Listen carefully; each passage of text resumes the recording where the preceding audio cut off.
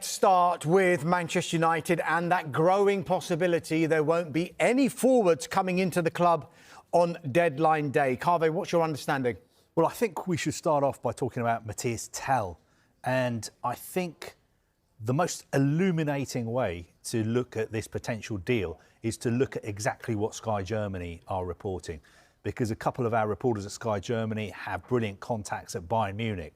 And all the information about this potential deal is coming out of Bayern Munich. Manchester United, Arsenal are not saying very much. Now, this evening, Sky Germany are reporting just now that negotiations between Manchester United and Bayern Munich for Tel have collapsed.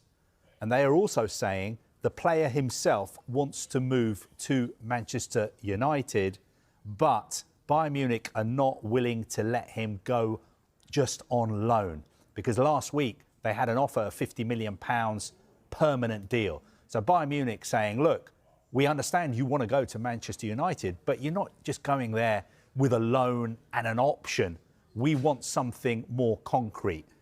Interestingly, Sky Germany also say Arsenal are still in the race to sign Matthias Tel. Now, I don't have information on whether he wants to go to Arsenal, but I'm presuming that if he wants to move to Manchester United, he would also want to go to Arsenal, especially if he watched their performance against Manchester City today. Mark, there was no Joshua Zirkzee, there was no Rasmus Højlund in Ruben Amorim's starting 11 against Crystal Palace this afternoon. What message was he sending there? I think that was a clear message from the Manchester United head coach to say, I'm not entirely comfortable with the options I have as number nines. That's why I'm prepared to play Kobbie Mainoo as a false number nine. You had Ahmad on one hand, you had obviously Alejandro Garnacho playing on the other side as well. But the fact that you're playing two of your key strikers from the bench shows you actually, I'm not happy, and we've still got 24 plus hours to try and get something sorted. Therefore, my message to the hierarchy at this football club is try and sort this out, because this could be the difference between us finishing strongly this season and not. I want a striker. I'm not comfortable with the ones I have. Therefore, let's try and get something sorted. Now, of course, this was a big topic of conversation in the post-match press conference, not only the fact that they lost at Old Trafford today, but the fact that they didn't score any goals without a recognised striker on the pitch. And as we say, journalists ready to ask that question to the Manchester United boss to try and get his thoughts and understanding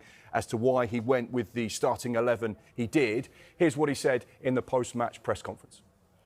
Yeah, we have to improve as a team to score goals, and we are trying the best to improve the team. This market is really hard on the clubs. To make some deals here, it's hard.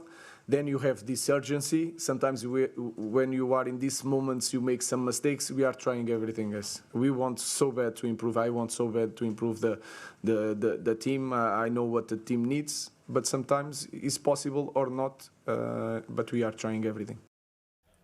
Rob, Ruben Amorim says that they're trying everything. Do you think they need to do something in this transfer window, or do they need to take a step back and then focus on the summer window? I think the number one is the transfer window, because I think they're really starting to plan now for the summer. Because a club like Manchester United, they're going to be ideally in a situation where they're 6 months ahead. So in order to get to the summer, first of all, you have to figure out what is your budgets, what does it look, what does the club look like now, and that's why I think people like Marcus Rashford going to Villa, that's been on the table. The possibility of young players like Garnacho, maybe Mainoo, moving on, is to balance the books, is to start preparing for what are we going to have in the summer. How do we get players? How do we get money and budgets correct? Well, we also need to release players, because like one of the letters from Manchester United this past couple of weeks was that they're in danger of PSR. So they're starting to clearly plan for that, and also plan for what does a Ruben Amorim team look like, and what does he need? So in order to get that, they're going to have to do it in the summer. Talking of Ruben Amorim, though, what have you made of his start as Manchester United's head coach? Do you know what? I think the number one thing, I really like him. I like who he is. I like how he represents himself. I love how honest he is. He's very truthful. He's very passionate. So I love that about him. And I tell you, it's been very, very difficult. I think what he's realized is this job is harder than what he predicted and anything that he could have imagined. This is way harder than that. And I think there's been a lot of things that maybe he didn't see because, for example, he's looking at Manchester United moving from Sporting and he's looking at it and thinking, oh, I'm going to have a young Garnacho. I'm going to have a young Mainu. I'm going to have a Rashford. I'm going to have a Xerxes just come in, a Højlund, young players. Look at the back. Euro is coming. I got a Martinez. De Ligt has just come in. I've got a decent team. We can add to that. And he's found that maybe all of those players are not going to play for him. They're not the right players for him. And I think that's where his big thing is going to be in the next 3 months. But I like him. I think he's the right guy for Manchester United. Are they going to be able to improve? And improve, I mean, on the pitch is in results, the right people, the right players that he needs. Because what he's done is he spent a few months looking at playing everybody and saying, who's with me? Who's with this Manchester United project and who is not? And I think he's starting to realise who's not right now. Carve, Rob says that he is the right guy. What have you made of the media reaction to Ruben Amorim? Do you think they've been fair with him, or do you think that maybe Ruben Amorim's almost playing a blinder here because of all of these comments that he's coming out with? He's almost put the focus on the players, hasn't he? I think, look, the media, we obviously love Ruben Amorim because he's a breath of fresh air. He says what he thinks. He's very honest. He wears his heart on his sleeve. You know, he said a couple of controversial things that people thought he may have sort of got a rap on the knuckles from the people upstairs at United. The first one was when he said this is the worst United team ever. But even though he said that, a player like Matthias Tell, who people were saying he could be the next Kylian Mbappe, he still wants to come to Manchester United. Then he said that he'd rather have his 63-year-old goalkeeping coach on the bench than Marcus Rashford. And people said, what are you doing? Why are you saying that? That is going to affect what Manchester United are going to be able to get for Marcus Rashford.